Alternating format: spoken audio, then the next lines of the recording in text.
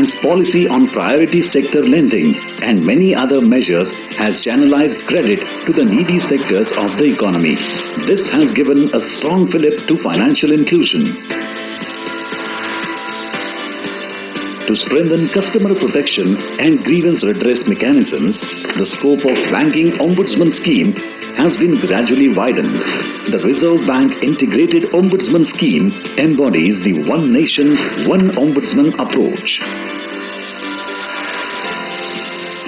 India now has state-of-the-art payment systems that are affordable, accessible, convenient, safe and secure. The country has acquired a leadership position in digital payments landscape. As a regulator of the payment system, the RBI has played a significant role on making this possible. As part of promoting responsible innovations in financial services, the regulatory sandbox of the Reserve Bank provides a platform for developing solutions with focus on innovation and research in the fintech space.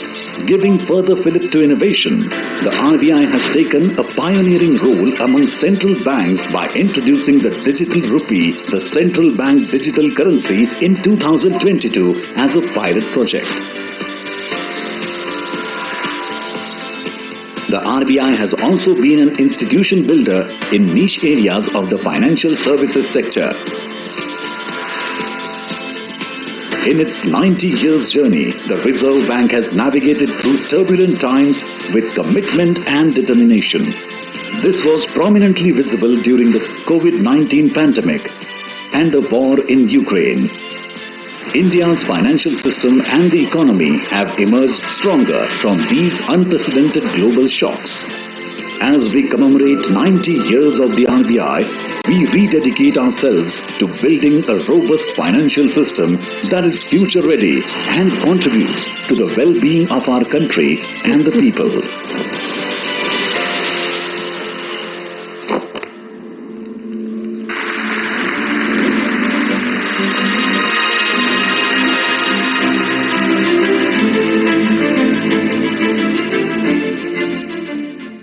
अब हम माननीय प्रधानमंत्री जी से निवेदन करते हैं कि कृपया इस सम्मेलन को संबोधित करें, हमें प्रेरणा दें, हमारा मार्गदर्शन करें।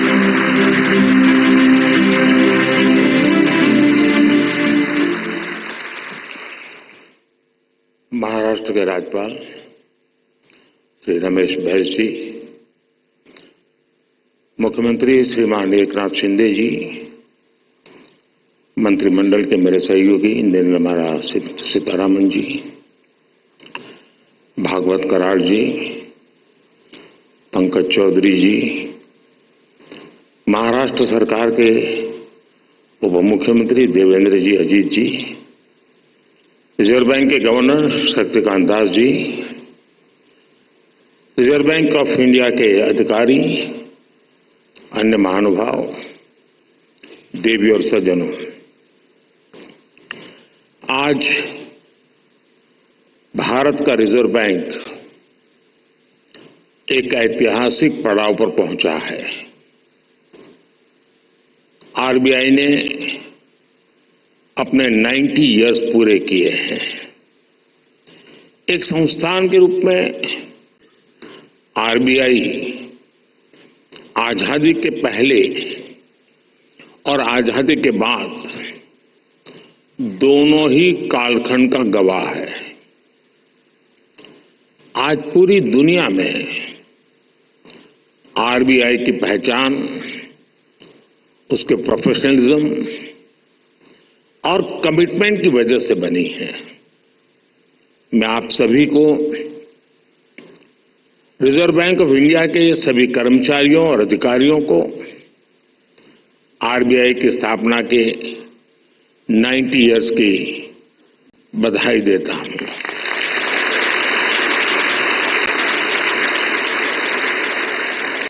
और इस समय जो लोग आरबीआई से जुड़े हैं उन्हें मैं बहुत सौभाग्यशाली मानता हूं।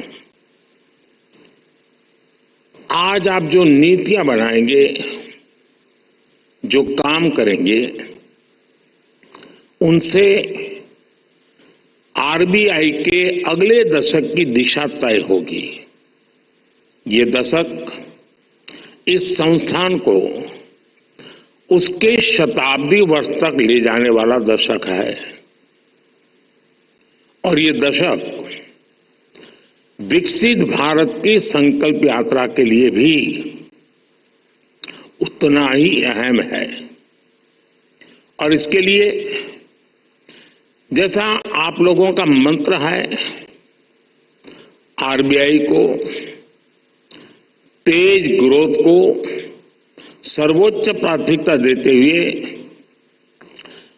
ट्रस्ट और स्टेबिलिटी पर भी उतना ही फोकस करना है। मैं आरबीआई को उसके लक्ष्यों और संकल्पों के लिए भी शुभकामनाएं देता हूं। साथियों, आप सभी अपनी फील्ड के एक्सपर्ट्स हैं। आप जानते हैं कि देश की अर्थव्यवस्था, हमारी जीडीपी काफी हद तक मॉनेटरी और फिस्कल पॉलिसीज के कोऑर्डिनेशन पर निर्भर करती है। मुझे याद है जब 2014 में रिजर्व बैंक के 80वें वर्ष के कार्यक्रम में आया था, तब हालात एकदम अलग थे। भारत का पूरा बैंकिंग सेक्टर समस्याओं और चुनौतियों से जूझ रहा था। एनपीए को लेकर, भारत के बैंकिंग सिस्टम की स्टेबिलिटी और उसके भविष्य को लेकर हर कोई आशंका से भरा हुआ था। हालात इतनी खराब थी कि पब्लिक सेक्टर बैंक्स देश की आर्थिक प्रगति को जरूरी गति नहीं दे पा रहे थे। हम सभी ने वहां से शुरुआत की और आज देखिए, आज भारत के बैंकिंग सिस्टम को दुनिया में एक स्ट्रांग और सस्टेनेबल सिस्टम माना जा रहा है।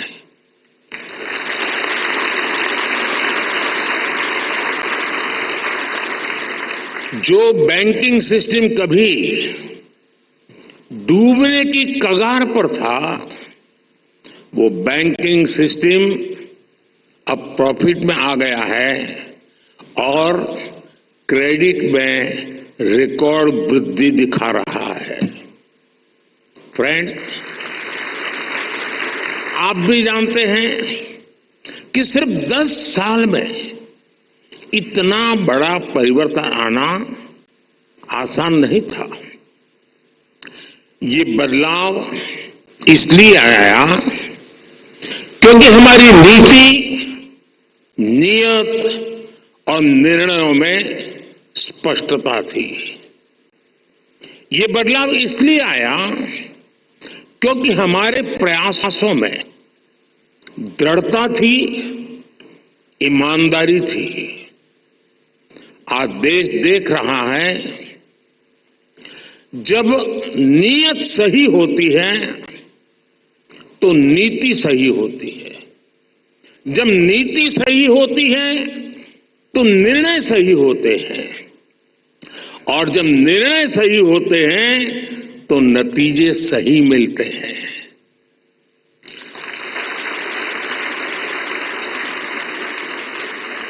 इन शॉर्ट, मैं यही कहना चाहता हूं, नीयत सही तो नतीजे सही।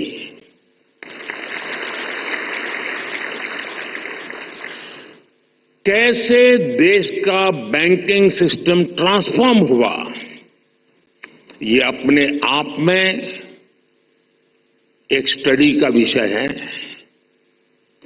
हमने कोई भी सिरा ऐसा नहीं था जिसे ऐसे ही छोड़ दिया हो। हमारी सरकार ने रिकग्निशन, रिजोल्यूशन और रिकैपिटलाइजेशन की रणनीति पर काम किया। पब्लिक सेक्टर बैंक की हालात सुधारने के लिए सरकार ने करीब 3.5 लाख करोड़ का कैपिटल इन्फ्यूजन किया और साथ ही गवर्नेंस संबंधी कई रिफॉर्म्स भी किए। अकेले इंसॉल्वेंसी एंड बैंक्रप्सी कोड की नई व्यवस्था से ही करीब 3.25 लाख करोड़ के लोन्स रिजॉल्व हुए और एक आंकड़ा देशवासियों को जरूर जानना जरूरी है। 27,000 से ज्यादा ऐसी एप्लीकेशंस जिसमें 9 लाख करोड़ रुपए से ज्यादा का अंडरलाइन डिफॉल्ट था, वो आईबीसी में एडमिशन से पहले ही रिजॉल्व हो गई। ये दिखाता है कि इस नई व्यवस्था का सामर्थ्य कितना ज्यादा है। बैंकों का जो ग्रॉस एनपीए 2018 में 11.25% के आसपास था, वो सितंबर 2023 आते आते 3% से भी कम हो गया।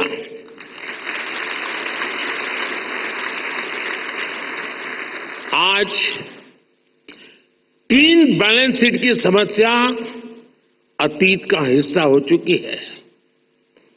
आज बैंक की क्रेडिट ग्रोथ 15% तक हो गई है और मैं इन सभी उपलब्धियों में आरबीआई की सहभागीदारी और प्रयासों की भी बहुत बड़ी भूमिका रही है और वो बधाई के पात्र हैं। साथियों, आरबीआई जैसे संस्थान के बारे में चर्चा अक्सर फाइनेंशियल डेफिनेशन और कठिन टर्मिनोलॉजी तक ही सीमित रह जाती है। आपका कार्य जितना जटिल है उसमें ये स्वाभाविक भी है, लेकिन आप जो काम करते हैं उससे देश के सामान्य मानव का जीवन सीधे तौर पर प्रभावित होता है।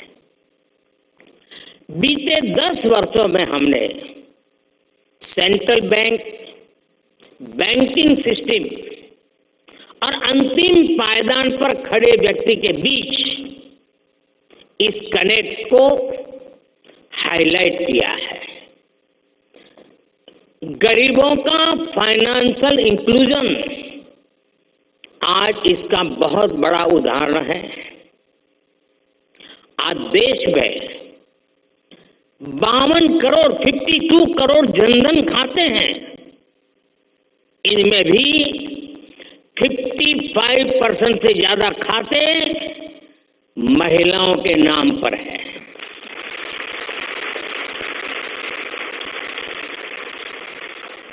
इसी फाइनेंशियल इंक्लूजन का प्रभाव आप एग्रीकल्चर और फिशरीज जैसे सेक्टर्स में भी देख सकते हैं।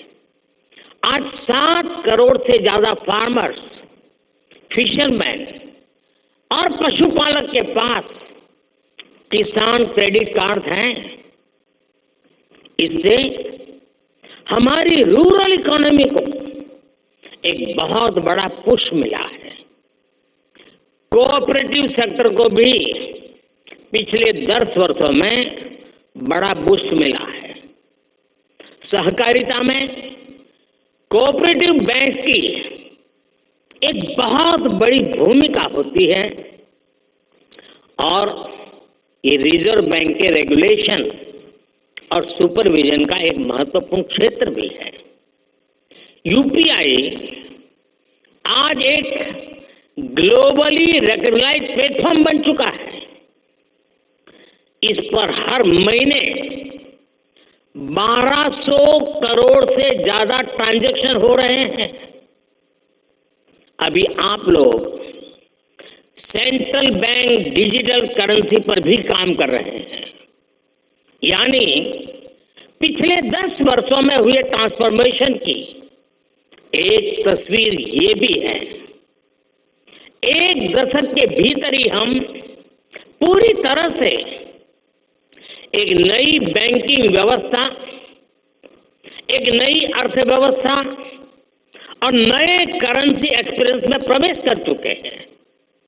और जैसा मैंने पहले कहा है, पिछले 10 साल में जो हुआ वो तो सिर्फ ट्रेलर है।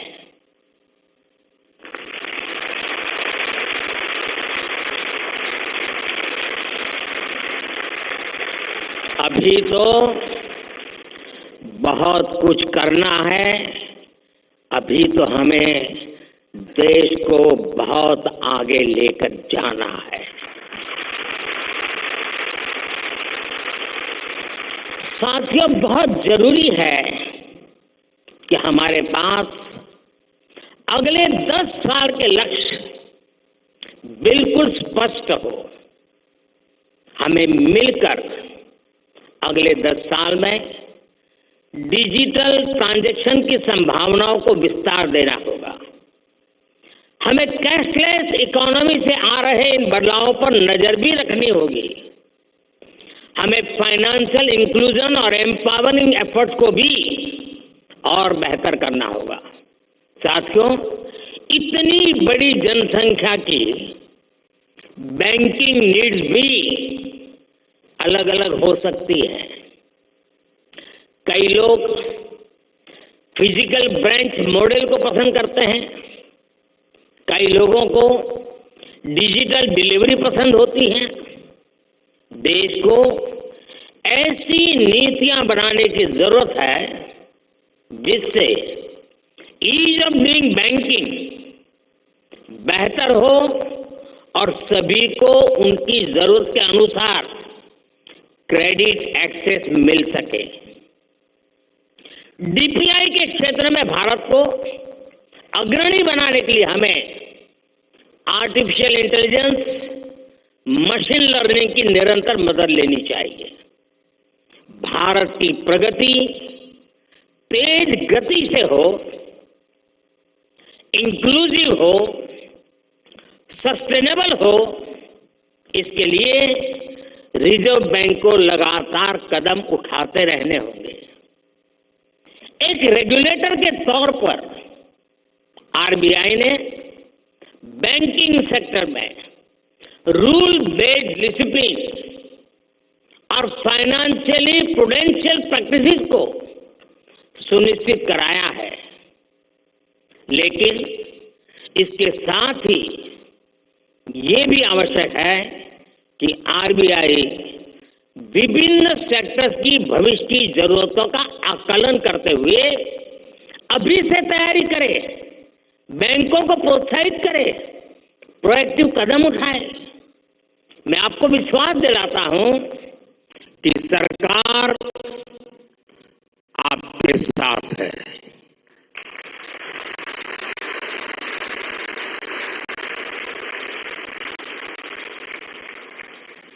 आपको याद होगा 10 साल पहले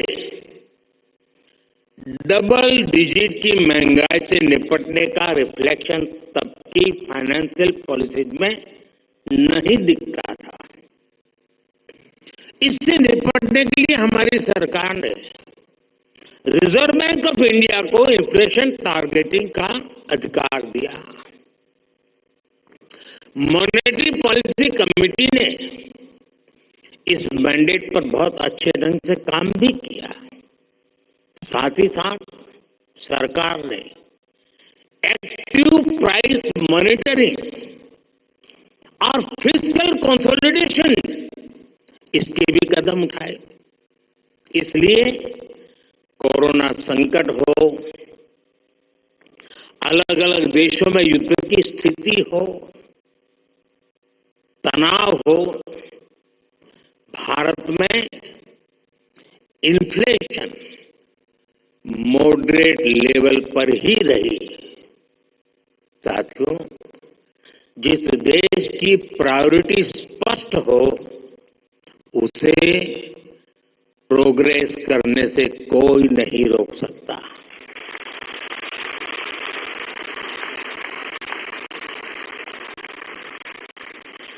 हमने कोरोना के दौरान फाइनेंशियल प्रूडेंस की चिंता भी की और सामान्य नागरिक के जीवन को भी सर्वोच्च प्राथमिकता दी। यही वजह है कि भारत का गरीब, भारत का मिडिल क्लास उस आपदा से उबरकर अब अर्थव्यवस्था को गति दे रहा है। दुनिया के बड़े बड़े देश जहां अभी तक उस झटके से उबरने की कोशिश कर रहे हैं, वहीं इंडियन इकोनॉमी नए रिकॉर्ड बना रही है।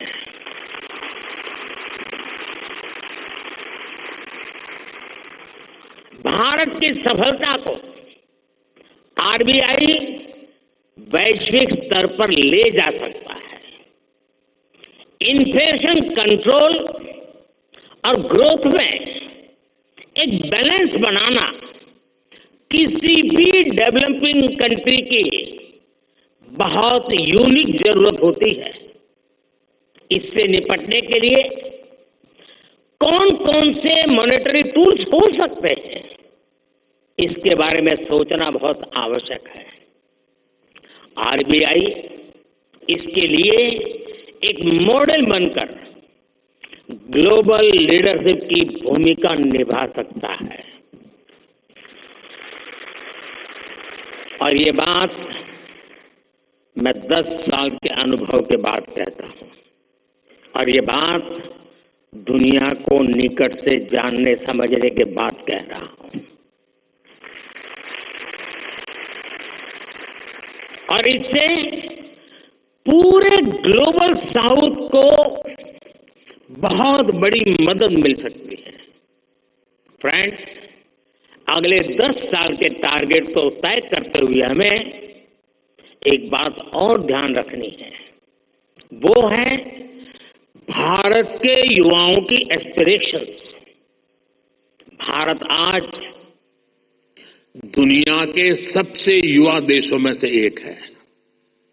इस युवा एस्पिरेशंस को पूरा करने में आरबीआई का अहम रोल है।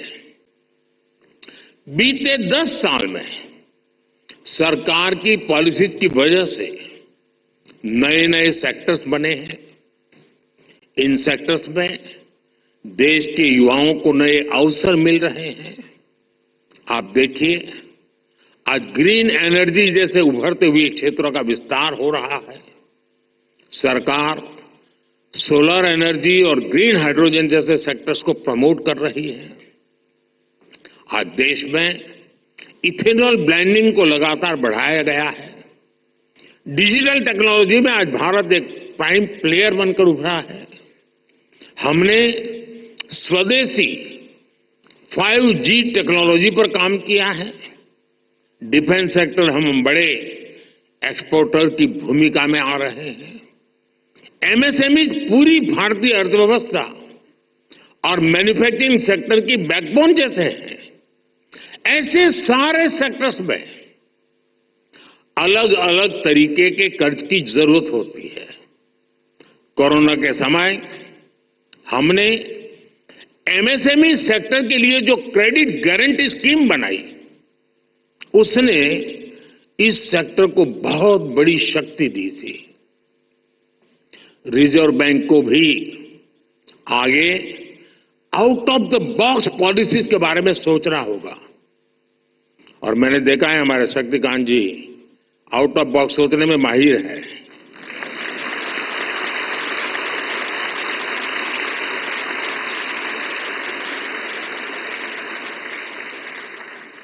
और मुझे खुशी है कि सबसे ज्यादा तालियां इस बात पर पड़ी है।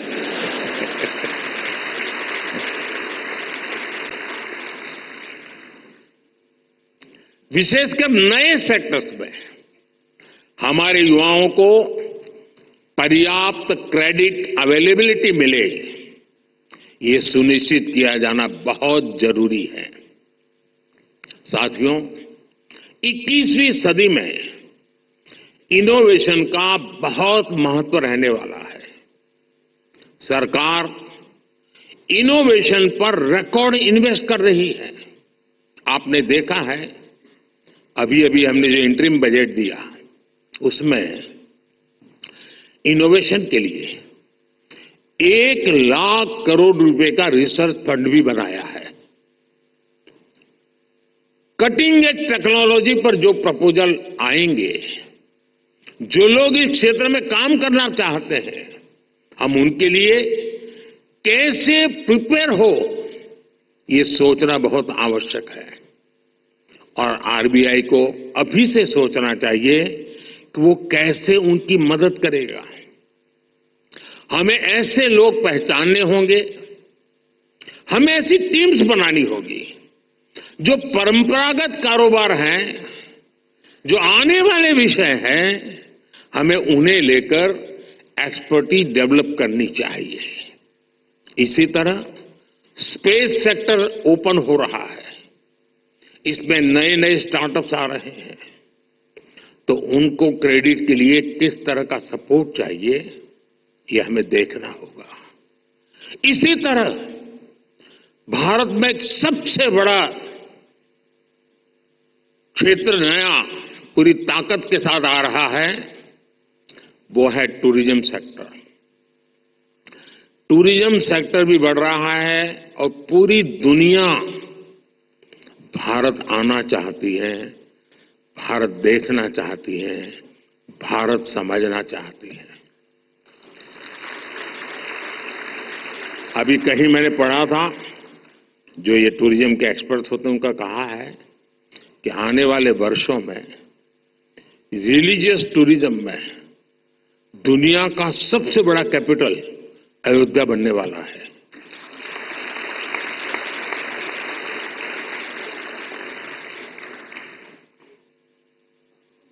हमें देखना होगा कि इस सेक्टर को फाइनेंशियल सपोर्ट करने के लिए हमारी क्या तैयारी है।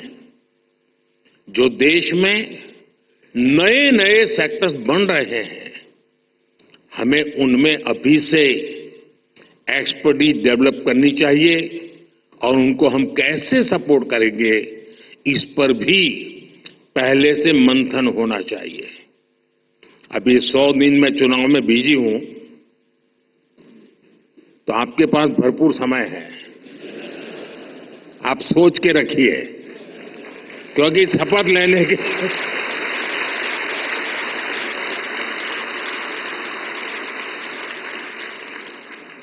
शपथ लेने के दूसरे दिन ही धमाधम काम आने वाला है।